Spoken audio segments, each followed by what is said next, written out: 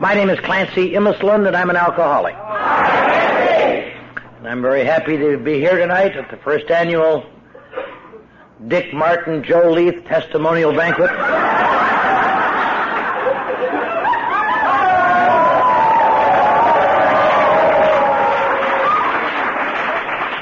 Dick's stories have pretty well eaten up the time, and I want to thank you very much.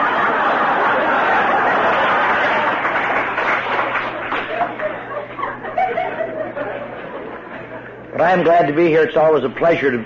When I was listening to Dick talk about how wonderful this group was, I just got a surge of admiration for all of you. And I'd been sitting there feeling a little bad because when I was asked to fill in for my friend Joe, I had to give up my Super Bowl ticket for tomorrow on the 35-yard line, and I was a little sullen about it, but after... Well, it's easy for you to go over there. It's like... It's a little more exciting than watching Nebraska play Penn State.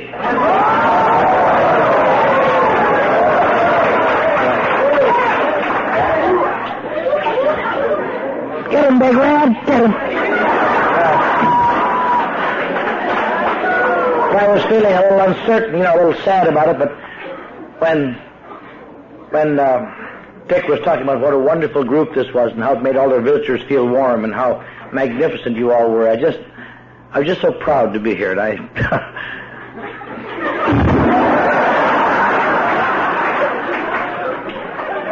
there's one little part of the long form of the traditions you must read, Dick. It says, we prefer to let our friends praise us.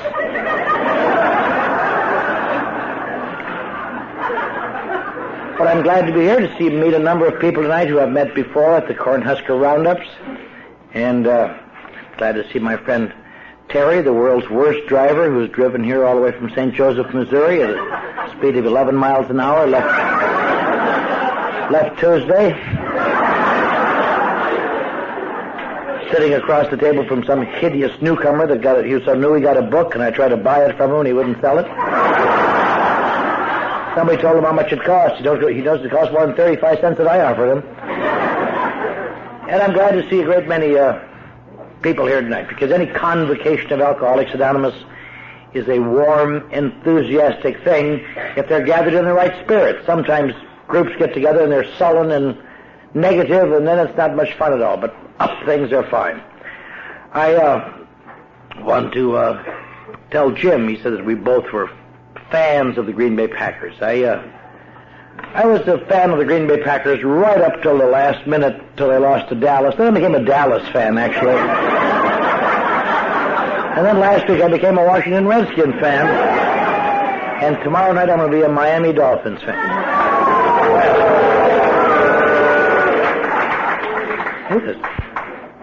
Are there any safe subjects here?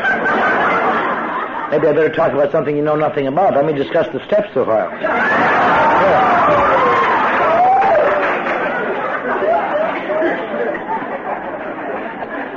Well, is there anybody I haven't offended yet? I want to thank Dick and his wife Peg for their hospitality at their home. I was going to stay at the Holiday Inn, but they got me in at their home $5 cheaper. And,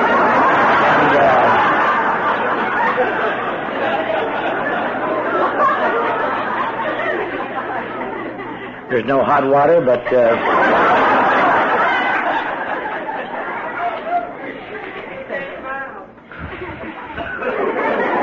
I'd get in hot water then. Now, let's see. Is there anything I've forgotten? Oh, yes, one thing. I used to drink. I knew there was something I was missing in my talk tonight. I used to drink, and I drank for a number of years, as I'm sure many people in this room did. And I spent a lot of time drinking, off and on, and I never paid much attention to it, really. Because I never felt for years that drinking was ever my major problem. Sometimes it was, when I got in a jackpot, when I got in trouble, I would think about my drinking and think I would have to moderate it. But I never really felt I was an alcoholic or that drinking was really my problem, because from as far back as I can remember, I always felt that my emotions must be different than other people's. Not that they were significantly different. It's just, I remember thinking one time, the way to describe it is that when you come off the end of the assembly line and the last operation is, they're supposed to put on a protective coating. And when I got to the end of the assembly line, somebody said, "Hey, God," and God said, "Yeah." Screw him, he's Norwegian. And it seemed that my emotions were like other people's, but I just seemed to feel things more intensely. And I based this, of course, on the classic way that people like me, and I suppose like many of you, base how you are, by comparing yourselves against other people. By comparing yourself to peers or other people, or how they're looking, or how they look like they're feeling. And one of the major factors in that evaluation is that you always make that comparative when you are feeling bad. When you are feeling good, you don't stop and think how you're doing, you know. But when you're feeling bad, that's when you evaluate and think and study. And so when you're feeling a little different, you're feeling not very good, and you look around you, and it can be on a job, or just people going by, or people in social situations, or people that you know well, or people that you hardly know. Every human being, I'm sure, when they feel bad, sometimes makes little evaluations, seeing how they are compared to them. And I suppose one of the reasons you do that is to find some way to feel more like them, to be less alienated. And the problem with these little evaluations is that everybody does it sometimes, but the one thing that nobody ever seems to know is that the answer you get is always wrong. It is always wrong for one reason that nobody ever thinks about. Because I am comparing my insides against other people's outsides. I am comparing my raw meat against defense mechanisms they've spent 30 years building to conceal their raw meat. So as a result, I think it's safe to anyone in here to say the next time you start comparing yourself, I think I can guarantee you that you will never see anyone who looks as sensitive as you feel. You will never see anyone who seems to have the secret anxiety that you have.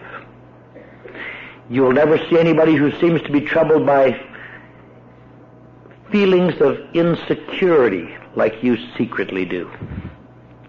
You will never see anybody who seems to have the form of loneliness that you do. You know, other people are lonely when they're alone. I have a tendency to be lonely in the middle of crowds. That's unique unto me. I always knew that. You can't even talk to anybody about that, you know. How you doing tonight? Oh, I'm lonely. How can you be lonely? You son of a bitch, you know. There are a lot of things. I've said this before, but there's a lot of things you can't talk about in life because they're not acceptable problems. Acceptable problems are heroic problems, not petty, snotty, little niggly, weak things. Yeah. I remember a lot of times sitting, or at least a few times, sitting in advertising agencies where I was supposed to be a slick writer and hip and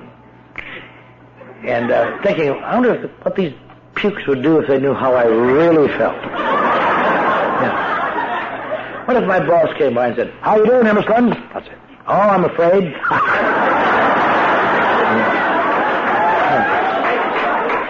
"What are you afraid of?" "Beat the shit out of me." Kind of a general free-fall fear. Those are not correct answers in the world. Those are not acceptable emotions. The correct answer is fine. "Doing just fine, Mr. Carlson." "Just opening this vein to get out some tired blood. My cufflink broke." "Well, God damn it, nothing else is going right today. Why not that?" But you go through life comparing your feelings against other people, and I'll tell you one thing, you wind up, your efforts to understand why you feel different, and the more you study it, the more alienated you feel, the more different you become, the more what we call classically in alcoholism, the yes but. Someone can say, "Well, I've had that feeling," and the mind says, "Yes, but." Not like this, turkey. You don't say it, but you know it. So most of my adult life has been an effort to get things leveled out, to get a handle on things, to get things together. And I've tried a lot of things. I was in psychotherapy over 30 years ago. A lot of people in AA say you shouldn't go to a psychiatrist. But I tell you, in psychiatry, I discovered answers that just made me understand so much more that was just incredible.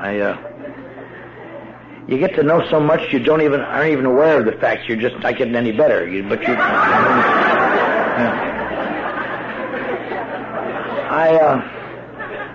At this very day, I see a psychiatrist twice a week. And some people say, if AA works all that well, why do you see a psychiatrist twice a week? And the answer is always the same, because I have told him unless he gets to those 2 meetings, I won't be a sponsor. That's why. I'm not putting down psychiatry at all. Psychiatry is a wonderful thing. It's just that the recovery ratio in alcoholism is something less than 1/4%. And the only sober alcoholic psychiatrists that I know of are in AA. But it's technically, it's not like it should work, because you learn so much. One thing about psychoanalysis, and many factors like this, for people like me, it gives you reasons to lay off the guilt. It gives you hooks to hang things on. Why did you do that? Because I was hurt as a child, you son of a bitch. That's why.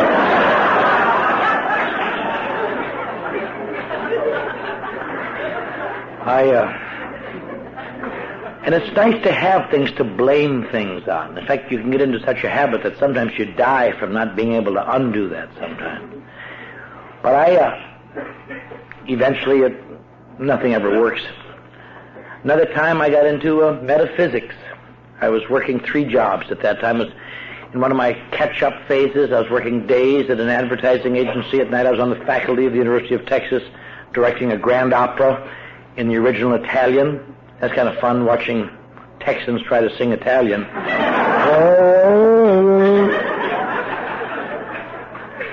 And I was writing a weekly sports column for the newspaper, because I always had diversified interests. That's one of the great pleasures of having a fragmented personality. And I was under a lot of pressure. As I've said before, I'm a Norwegian Lutheran from northern Wisconsin, and that's kind of the purity end of the religions.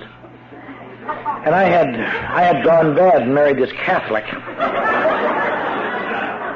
And she was the worst kind of Catholic. She was a good Catholic.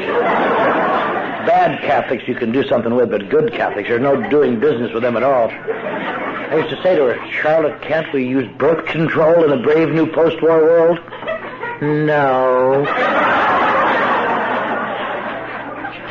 I said, how about just getting something for the prevention of disease? They sell them in a machine down here at Rocky's Rockaway. No. She had the priest come over one day, and they gave me 2 hours on the rhythm system, which is the Catholic form of birth control. And I listened intently, and I just couldn't pick up the beat. I just couldn't.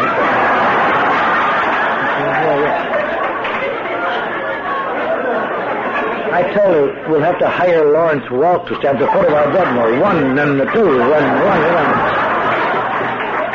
And one of the problems of my life is we kept having kids. Made me just crazy after a while. That's the way it was in Texas. I had a kid. I was trying to make up for lost time because my previous job had been playing the piano in a whorehouse in San Francisco, which is a resume buster when you're an executive. And I was really going strong.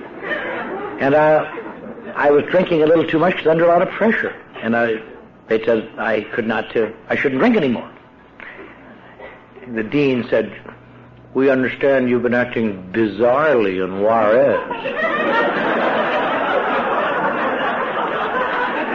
Whenever you see people who have little thin blue lips,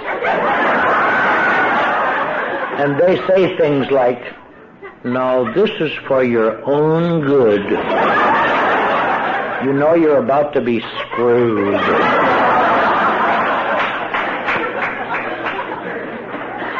And so I had to stop drinking to hold my job, at least till my wife had that baby at the time. And so I I couldn't drink, and drinking to me has always been a relaxant. It's not my thing, it's just a cushion. When you take that away, I get tense and anxious and nervous because I have no relaxant. I got into metaphysics, and it really helps to get into metaphysics when you're about half crazy because you're halfway there already. And I was very intense as a personality, and I don't like to gloat or brag, but at one time, to the best of my knowledge, I was one of 6 people in the whole state of Texas who knew truth. That's a very heavy load to carry in Texas. It was almost a relief when they finally put me in the state insane asylum just to take the pressure off. And the nice thing about it is I was in that insane asylum. I wasn't in there for drinking. I hadn't had a drink for some time. I was in there for suicide, because that's how I get when I stay sober too long. I have a tendency to get nervous.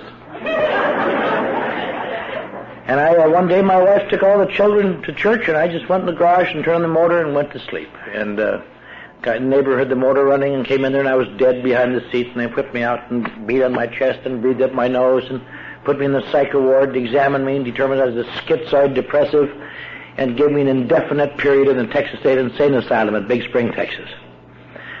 Now, that's another resume buster. I thought I was depressed before. Jesus, it's really hard to make it when you're intermittently put upon. The only funny thing I ever thought about that whole period, I remember thinking when the doctor said, "We're afraid you're a schizoid," part of my mind said, "Jesus, that's funny. If they only knew. If I could get my personalities down to 2, I could make it." It's this group therapy where I'm alone in the car.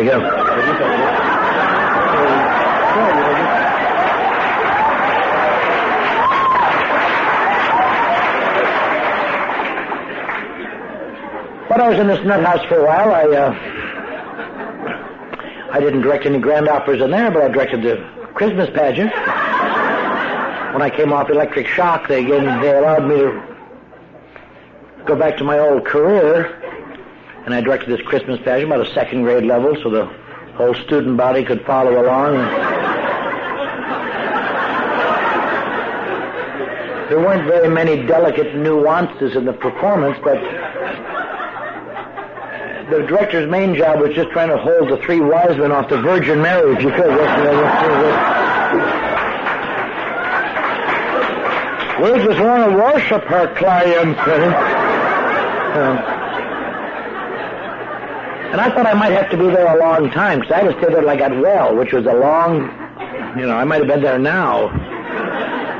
But they put in an alcoholic program, and fortunately, because I have a tendency to drink sometimes, and people think my problem is drinking, I have been sent to AA a number of times. I've been going to AA 6 or 7 years by this time, off and on. So when I saw an alcoholic program, I pretended to be an alcoholic, and in a short time, I got in the alcoholic program. I was wonderful. Everybody else was there for 30 days. They were at home in 30 days. They were put in there by their families, and going to go home in 30 days. I was the only one in there indefinitely. So I was more responsive than they were, Old guy would give us a talk for an hour and say, "Are there any questions, boys?" Nobody had one question. How do we get out of here, Mr. Ross, perhaps you could tell me some more about the 4th step. How do we get this garbage out of us and get this guilt on the paper, and how we can begin to work towards a new life? Could you tell us some more about that, Mr. Ross? He'd say, "Yes, I can, Clancy." And everyone else in the room would say, "Oh, shit." I wasn't trying to win them. I had to win him. He really was not a very sincere group. You sit next to somebody who, "What are you going to do when you get out of here, Fred?" "I'm going to kill that bitch." That's kind of But they came and went, and I stayed, and I got to be secretary of the group, and eventually I went out and gave little talks. The hospital sent me out to West Texas to give little talks with my attendants. One night I talked at Midland, and one night at Odessa, and one night at the Big Spring town. And I gave beautiful little talks. But, I wasn't burdened with any sincerity. I'd give little talks like, "Friends, I'm just proud to be here tonight on behalf of my fellow patients at Big Spring State Hospital. We were people who were lost in the vast desert of alcoholism, and we We came upon the tall green hills of sobriety, but they were too steep for our weakened legs. But people such as you pointed out 12 golden steps that we could climb one after another until we could stand high atop the green hills of sobriety to find a new answer with a new God and look back to going back to our communities throughout West Texas and show others still lost the 12 steps to recovery. God bless you. Now, you can laugh. They got me out of the Texas nut house. And the funny thing is, I never had another drink till I ran out of Thorazine. But when you run out of Thorazine, you have a tendency to get edgy a little bit. But some people were convinced I had learned my lesson. I came home. 10 seconds later, my wife was pregnant.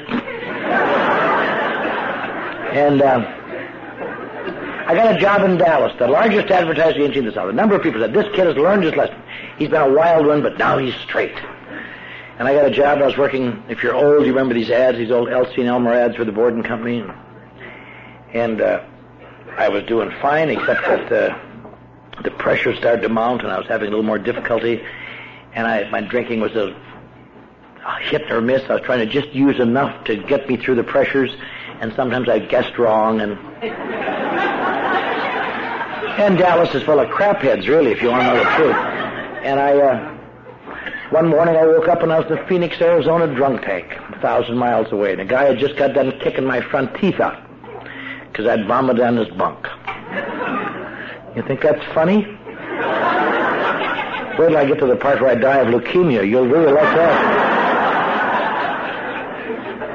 And again, as I've said here before, but I'll say it one more time, that's one morning I was glad I'd spent several $1,000s in psychoanalysis, because once you've been in psychoanalysis, you always have deeper insights and more understanding than people normally have.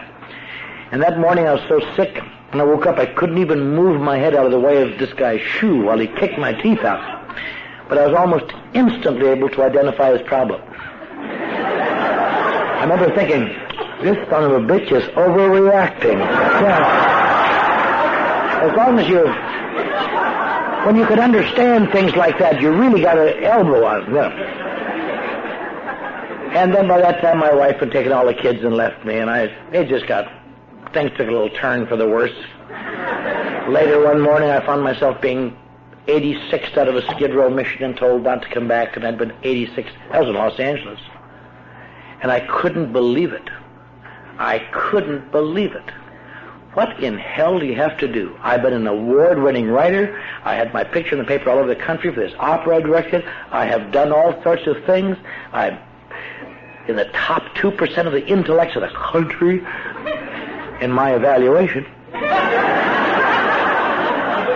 And goddammit, I am at the beck and call of every redneck puke that comes along. And I'm dying on the street. And by that time, I wish I were an alcoholic. I've been going to AA for 9 years.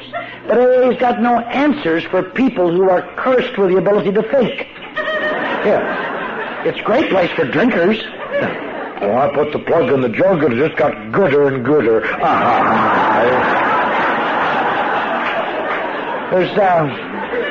There's no great intellectual satisfaction in AA. I mean, when you come into a meeting finally and you may be desperate and may want to make a clean breast of things. I don't know if you understand this, but I think I'm going crazy. And have some old fool lean over and say, well, you keep coming back.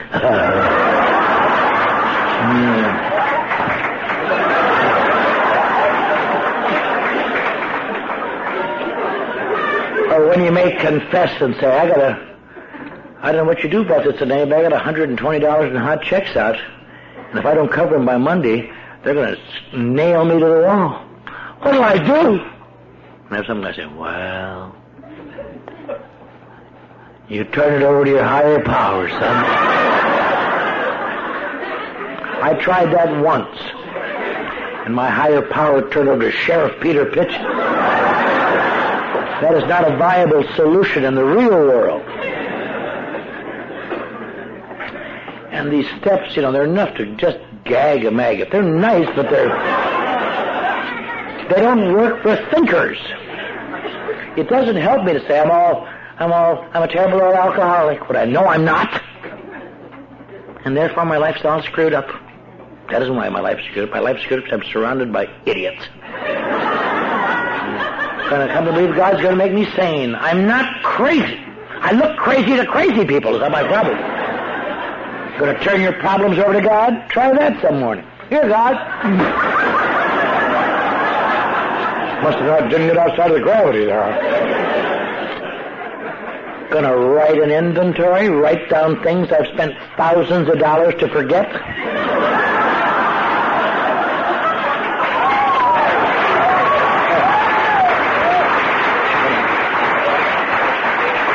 Going to write things down I wouldn't tell my psychiatrist. I never really told my psychiatrist much because I was afraid he'd reject me. I didn't.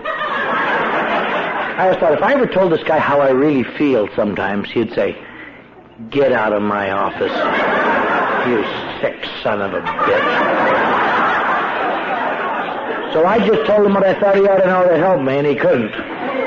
But they wanted me to write things. And I'm supposed to, write things you wouldn't tell to a psychiatrist, and then read them to a plumber. Now, that's satisfying, isn't it? Do you still like me, Fred? Yes, I do. Well, you really hear this. Yeah. Is it really going to help me a great deal to have some blabbermouth know that I used to be married to a sheep outside of Butte, Montana? Is that...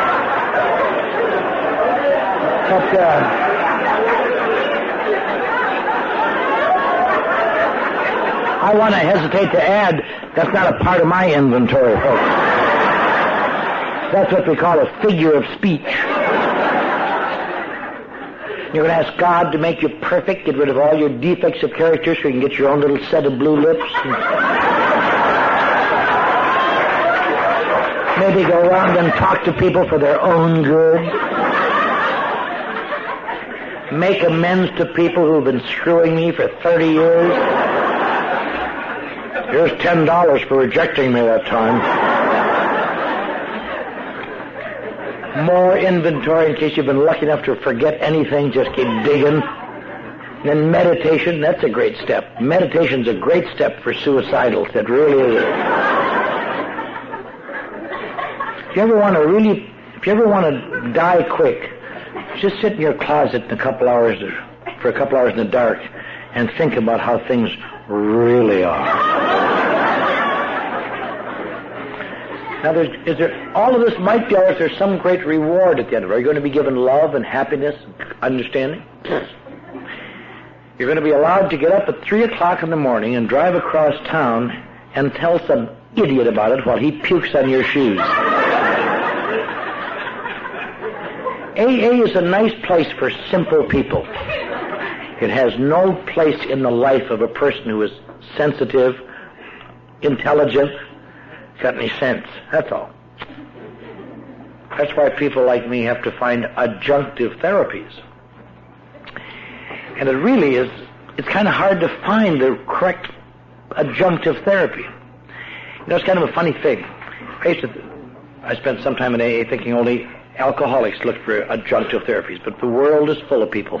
That's why they have TA and TM and EST and primal therapy. You talk to anybody in any of these therapies, nearly anyone you talk to has been in one of the others already. They go from therapy to therapy looking for some way. But I kept thinking if I could just get a handle on my emotions, if I could just get it together, if I could just find the place I fit. Because sometimes I do great. I'm a great 50-yard dash man. But they're not running a 50-yard dash. They're running some kind of goddamn marathon out there. But for 50 yards, I'm a great husband, father, son, worker, brilliant guy. But at 50 yards, I breast an invisible tape that nobody else feels, and I sit down to wait for the trophy, and they go by.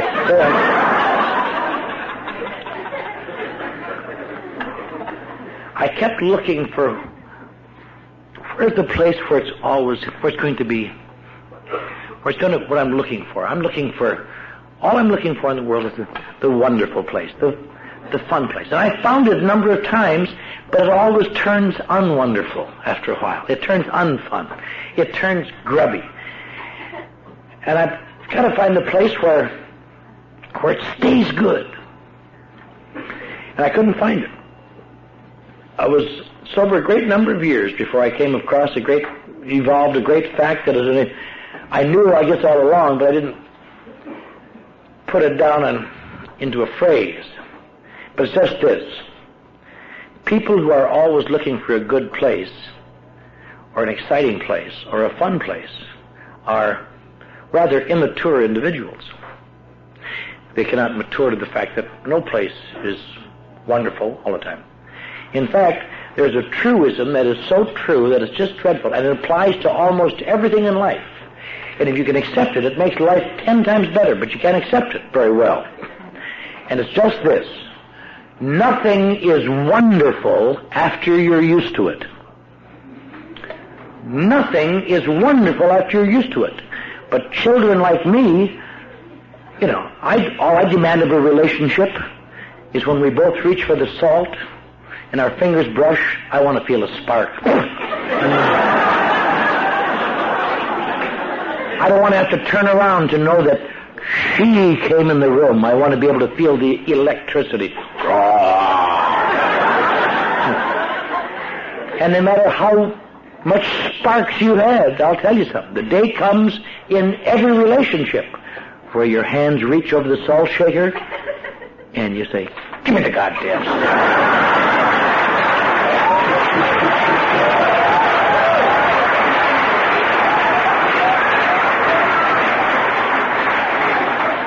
And a lot of people feel the relationship is over, and what they don't realize, you have just passed through the infatuation stage. But I've looked for that in my jobs. I want that wonderful place to be there. And I find it. It's exciting. There are sparks. And one day it isn't sparks anymore, I think. It's getting crappy here. And I get put upon and edgy. People, places, and things, the paint starts to peel on them. And I just, and I realize I'm being used by them. And that's why drinking was kind of a pleasure in my life. Drinking at least adds a little color when there's no color there. It gives me a little pizzazz, gives me a little Oz. I just love every once in a while seeing The Wizard of Oz. The only thing I could never understand about Dorothy is why she would want to leave Oz and go back to Kansas, for Christ's sake. That black and white, not even black and white, sepia tone Kansas. Instead of being in Oz where the colors are, there may be a poison poppy here and there and monkeys flying, but goddamn it, there's some color. There's pizzazz, a little fun. And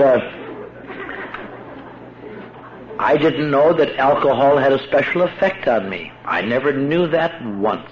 They used to tell me, hey, if you're an alcoholic, they told me this 30 years ago when I was going to meetings under duress. If you're an alcoholic has a special effect on your body. So you find some dummy say, what's this special effect? Well, it sets up a terrible craving that you can't stop. And I used to go out of meetings and go to a bar and run the test. I'm going to find out once and for all if I'm an alcoholic. No craving. Thank Christ.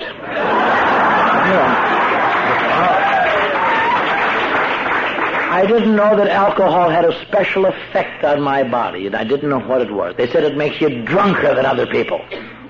I have outdrunk any number of social drinkers in my day. In fact, the worst night of the year to be out for any drinker is when? New Year's Eve. You bet your ass, Slim. Because them amateurs are out there stumbling around. They don't know how to drink.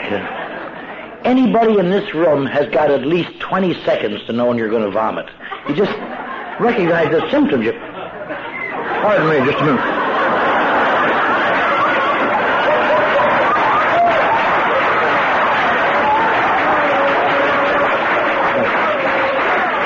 Anybody got a cert? Social drinkers get drunk once in a while. They don't even know what the symptoms are. You can be talking right to them. Say, how you doing today, Fred? Well, I said to her, I said,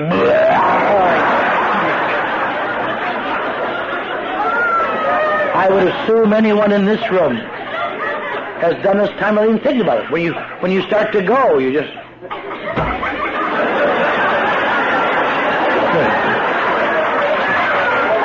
Those idiots just fall down. They don't know how to drive. They tried driving with 2 eyes. And they never know how to drive. Maybe the great tip-off is if you're ever at a party and where there's drinking going on, and if you're dumb if you are, but if you are, you notice the difference between an alcoholic and a social drinker. A social drinker once in a while will say things like, well, Marge, I had a couple extra. You better drive home, honey. If anybody in this room ever said that, I'd be sick with mortification. The correct answer for us is, it's my goddamn car! Don't drive my goddamn car!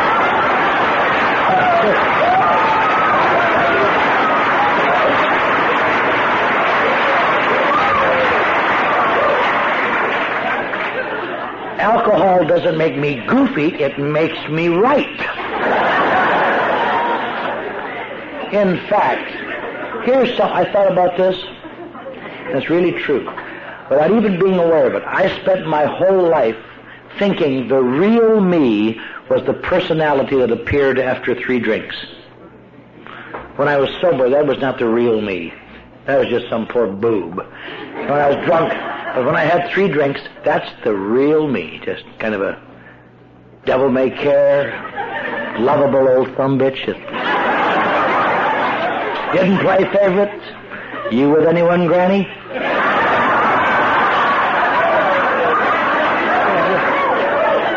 Want to play shuffleboard for your daughter, Fred?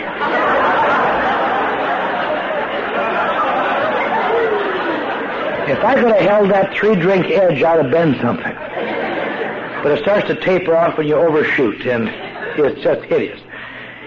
And so I very nearly died, and I never knew that there was an absolute pattern in my life that was absolutely clear and was delineated in the book Alcoholics Anonymous, that I'd read that book 4 times over the years and never saw it once, and yet I believe it's the greatest single description of alcoholism that I know of.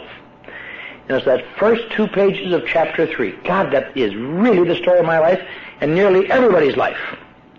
It starts out, the great obsession of us is that somehow, someday, we will control and enjoy our drinking.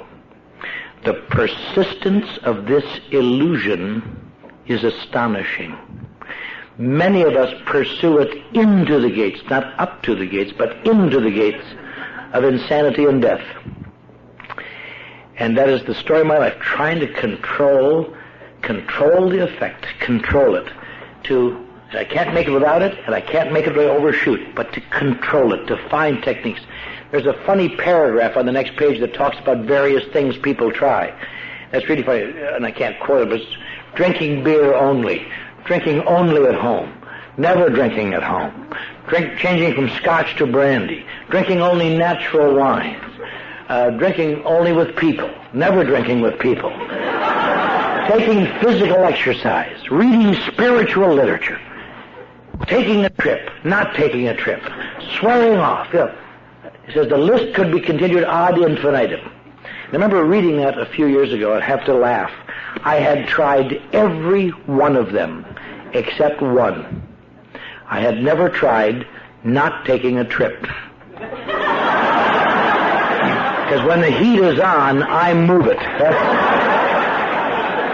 Well, Charlotte, you take care of the kids and I'll send you some dough first chance I get.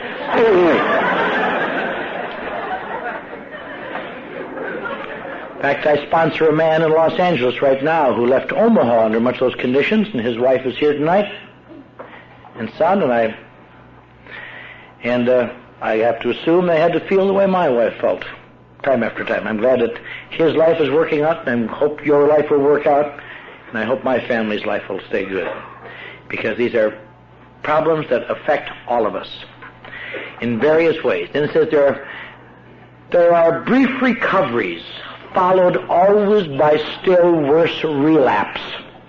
And it says something to the effect that over any significant period of time, it gets worse, never better. And eventually you get to a point, and it's just such, I've read these words 1,000 times before they really jumped off the page at me, till you get to a point of pitiful and incomprehensible demoralization. I used to think that's how drunk you got. You get to a pitiful, incomprehensible demoralization. But it isn't. I've come to believe that's the condition you get into when you get sober again. That's when the problem is. You know, we always talk about drunks being such suicidals, and all, many times drunks commit suicide. And it's an amazingly small percentage of drunken suicides are successful. And nobody knows why. My particular theory is that when you're drunk and you decide to commit suicide, it usually is to make someone sorry. And then, as you're about half gone, you suddenly realize, I'm not going to be around to see these bastards sorry. And I have received phone calls, maybe you have too, maybe made them, you know. Oh, Clancy, I just want to say goodbye. I'm checking out. I've taken an overdose of pills, and I don't want anyone to bother me at 111 East 14th Street.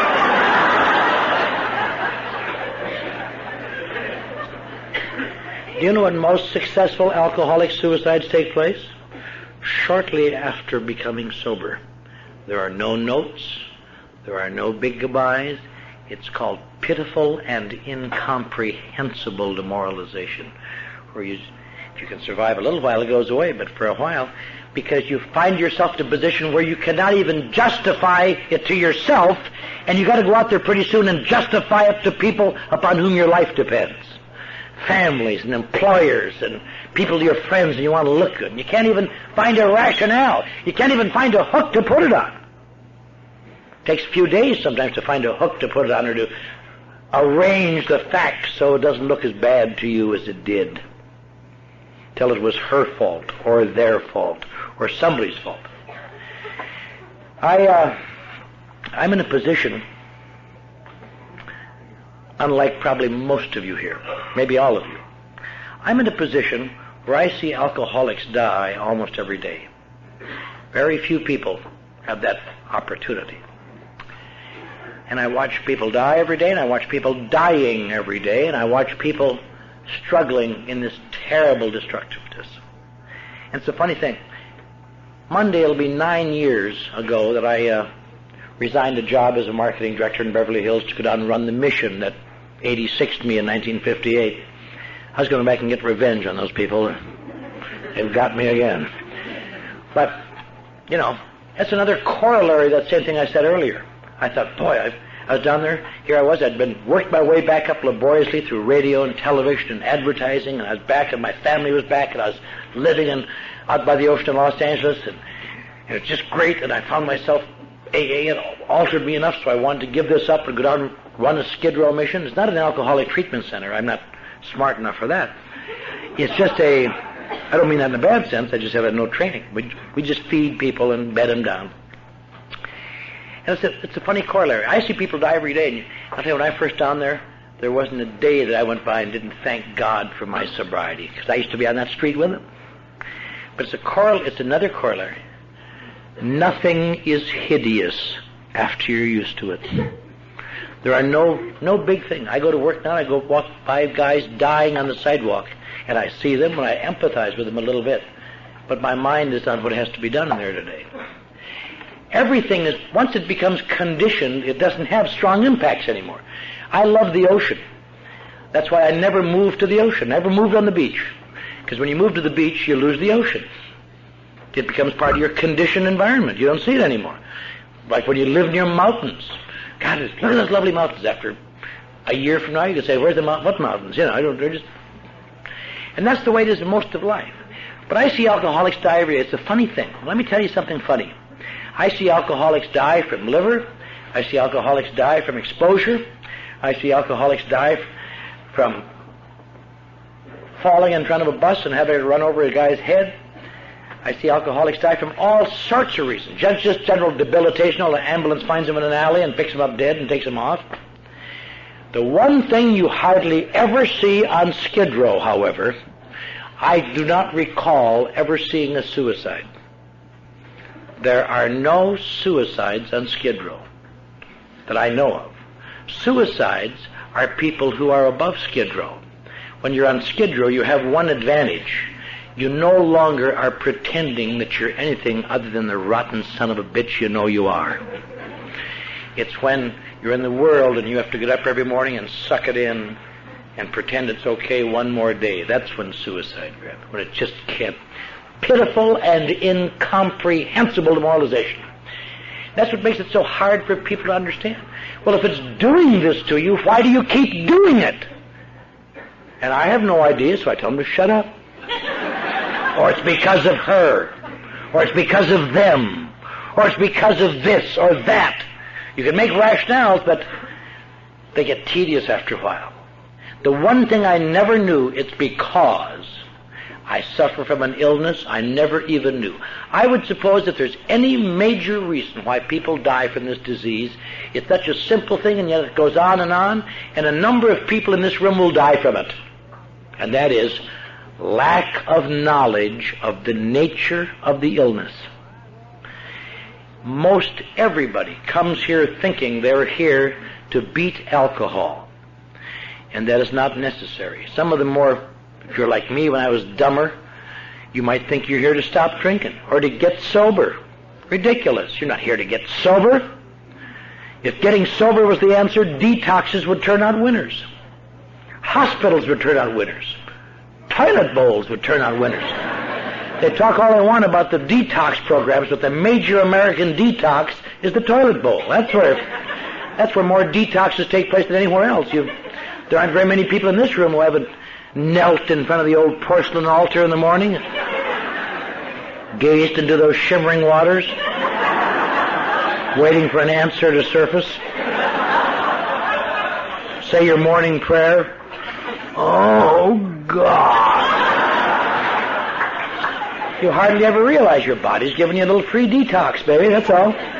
Some days when you're sick enough, your body will detox you from both ends at once.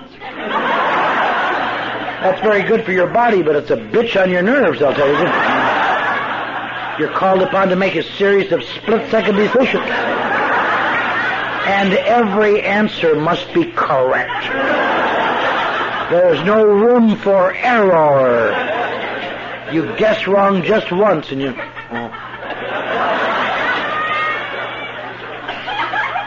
And if you are like me, if you were fortunate enough to have some surviving loved ones staying with you till the bitter end, they stand outside the bathroom door and give you moral support. And they say, "Good enough for you, you son of a bitch! Why don't you go and shit on her floor?"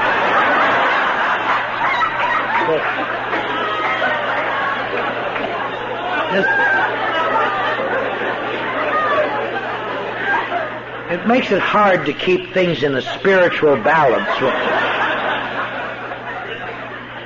The hardest thing to understand here is the nature of the problem. It is not alcohol. If alcohol were my problem, I would not be here tonight. I would be somewhere else, baby, because I don't need it. I haven't had a drink since October of 1958. What do I need of this stuff? But it turns out that it's not alcohol. It's something that sounds like alcohol, and we talk a lot about drinking. It's called alcoholism. Now you say it's a three-letter suffix that makes no difference, but that little three-letter suffix is what makes me sick and also gives me a chance to get better. And the difference is just this. It turns out that the thing that alcohol does different in me than it does in most people who drink, it isn't what it does to me at all. It's something infinitely more sly. It turns out alcohol does something for me that it doesn't do for most people. It almost instantly has the power to alter my perception of reality. It almost instantly alters my relationship to my environment. It almost instantly makes me larger and more self-contained and them smaller and less frightening. And I never had the slightest idea that it didn't happen to everybody. But that's why a few drinks makes me feel like myself. My holes are plugged. And other people don't get their holes plugged by drinking. That's why drinkers wind up running with drinkers. Who wants to run with stop after work with a new friend? You want a drink, Frank? Yeah, thanks. You want another one, Frank? No, I'm starting to feel it.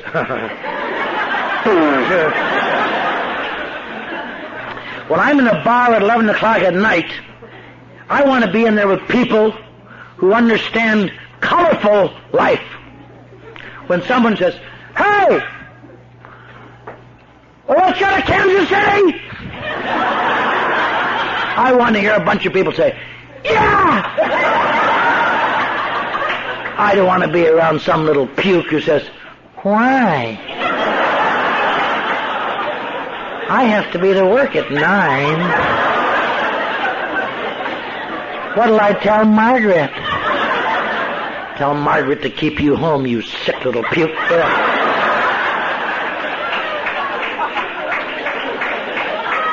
Alcohol makes the world the way I wish it could be. Now, there's nothing wrong with that except for one thing. If alcohol does this for you, there's just one slight tab. It slowly and surely erodes your ability to cope with reality. My life begins after 3 drinks. My life without 3 drinks gets worse and worse. It doesn't mean that I don't become psychotic or crazy. It's just that the negative emotions are enhanced and the positive emotions are decreased, and the anxieties and irritations and as that old commercial said, I know relief is just a swallow away, and I want to be on the straight and narrow, but God damn it, I don't want to live like this, some kind of a guy chained to a rock. And you try to do the best you can, and one day you get up and those 3 words come out that kill people like you and me, and they just say, "What's the use? Christ's sake, what's the use? I'll watch it. I'll control it." And I fight to control it. And turns out the curse of alcoholism is not what alcohol does to you. It's the fact that sobriety eventually must always become untenable.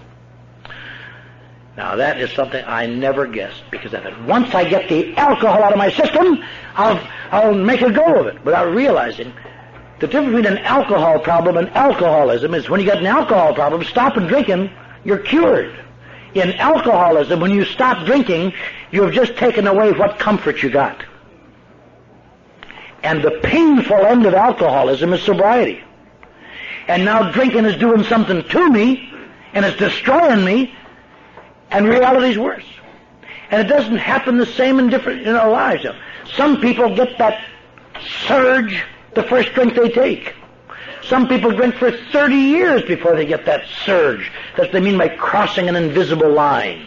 When alcohol begins to do something for you, you don't even know it, but you can see it sometimes in retro. Sometime during that year, maybe you can figure it out.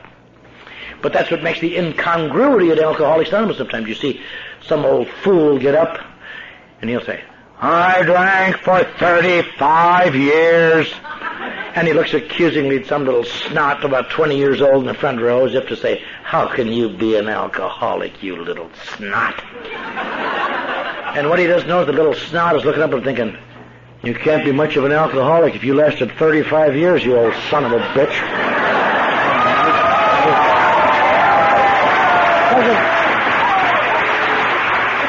It doesn't make any difference how long you drank. It's when it began to do something for you, because that's the beginning of the end, Charlie. Some people I've seen a number of them. My sponsors several of them.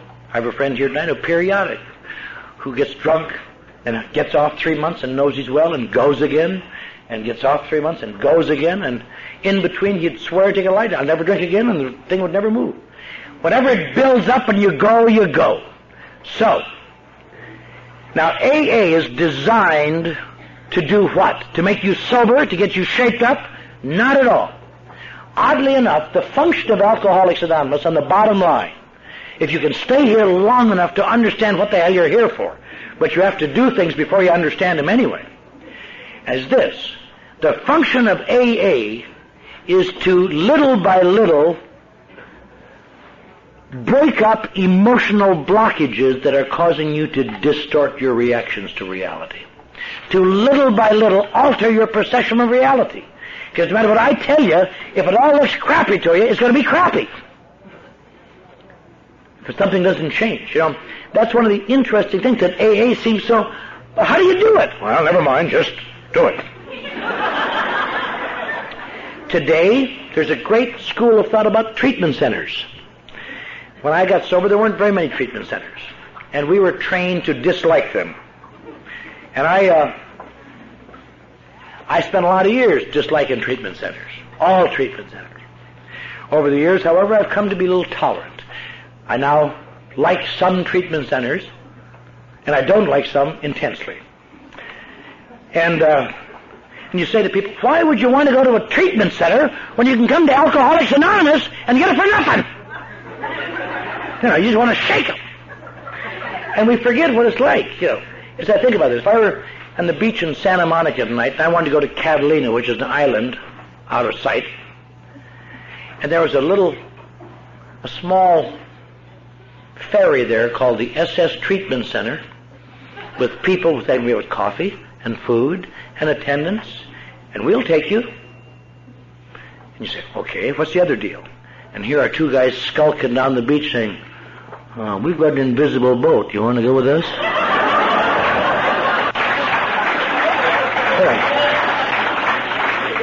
Not me, Jim. Anybody in their right mind that had a choice and insurance would go on that treatment center boat. I don't put them down at all for it. The only problem with the treatment center is this. You get out, just out of sight of land, and they say, well, we're turning back now. But I'm not there yet. Well, just swim like hell. Remember the comfort you had here. And you start swimming. And here come these two pukes in their invisible boat. You want to ride in my invisible boat? I ain't that sick, Jim. And you almost drowned, and here they come again. Want to ride in our boat? You get in, and as soon as you dry off, you think, this is ridiculous. There's no boat here. Some sort of optical illusion. What do I do? Better grab an oar and row. Get there, no oar. This is nonsense.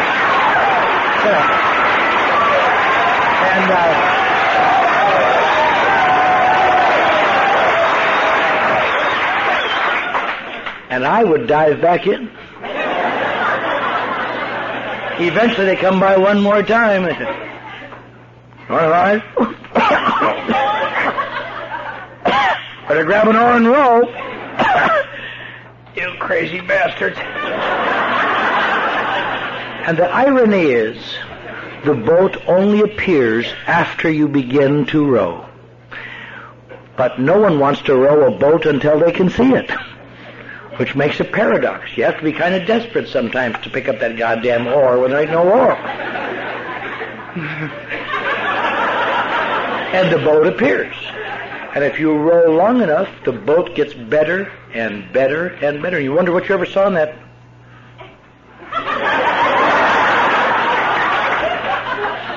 Young man, cream and sugar in mine.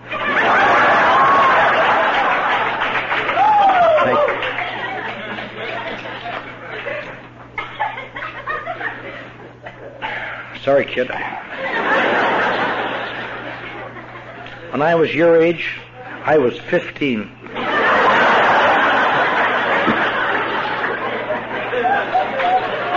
And there's only one other thing to remember about this boat analogy. You get in a good boat, and it's great, and you discover you don't even want to go to Catalina. You want to stay in the boat. And it's great. And you pick up other pukes who are too dumb to row. What's the matter with you? Come on.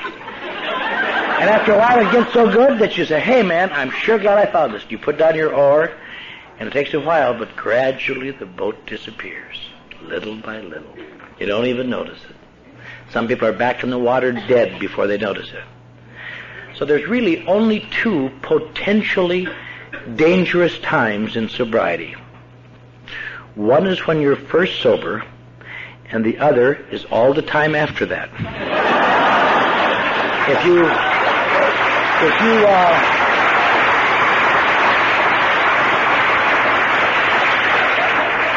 you could just keep on your ball those 2 times, you're home free. But that's what AA is about. AA is not a become wonderful. No matter how hard you work this program, you will never rise above basic human being. Imperfect, emotional, some days cross, just other days just so goddamn wonderful you could replace maple syrup on waffles.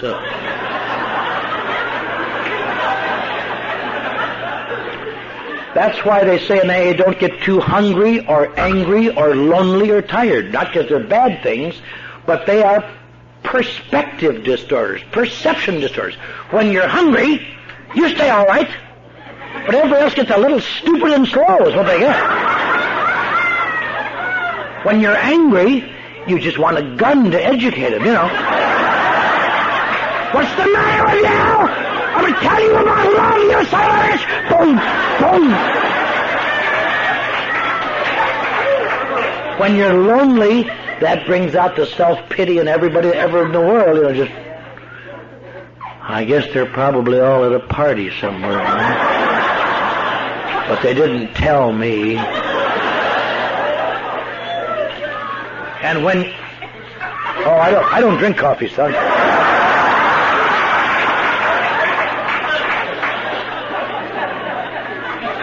Nobody likes a brown-nosed kid.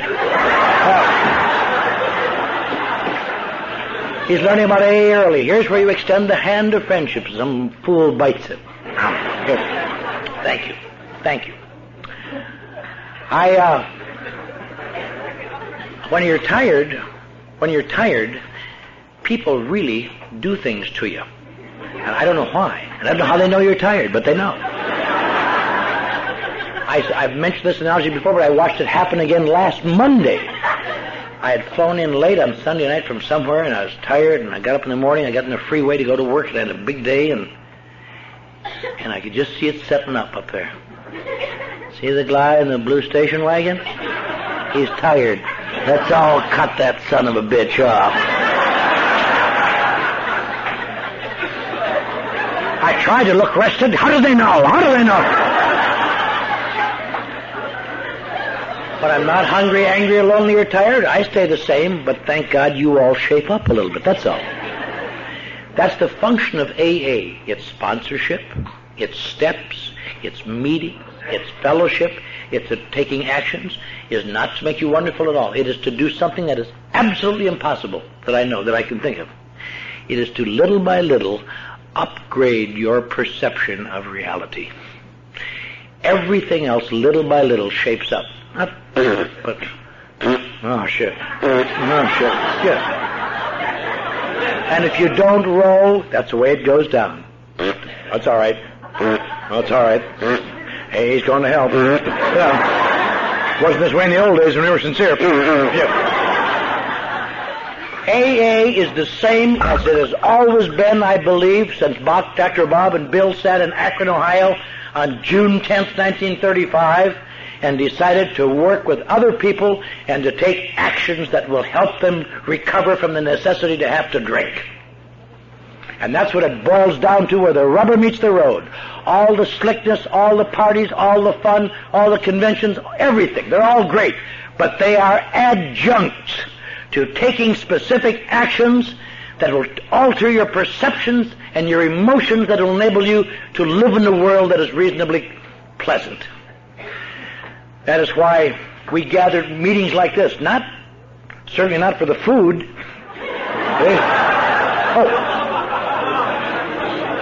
I didn't get any. That's why not that I could eat. No, we don't gather here because we need to be in this hot, smoky room. It's to reinforce again. It's to reinforce. No matter how it looks to you, baby, keep rowing. No matter how it looks to you today, whether you're above them or below them, keep rowing. And if you're new, row when you haven't got any oar. The purpose of a sponsor is to come by from time to time and say, hey, you got your oar upside down. Oh.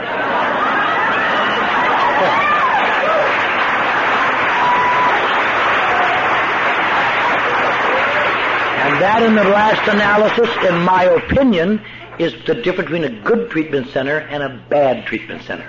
A bad treatment center releases people like me and says, now keep it together. You can make it from here. A good treatment center says, watch for those 2 pukes in an invisible boat. They'll be by soon. You better hop in, because there ain't any other way you're going to make it. There's no other way that I know of that people like you and me can make it. To live in the world with some degree of dignity, to not have to drink, to feel strong, to feel little by little that the psychic holes are being filled up without ever having to drink to do it. Then it's worth everything it took. I'm glad I'm in Nebraska tonight. I'm glad that I really am glad, because tomorrow afternoon I won't be at the Super Bowl, but I'll be in Eau Claire, Wisconsin with my little old mother and father, and we'll be watching it on television. And as the camera pans over my seat in the warm sunlight, it's your fault, you old people. Then I'll roll home. I'm very glad that you had me here. I'm sorry that you couldn't have Joel, but perhaps another time. Thank you.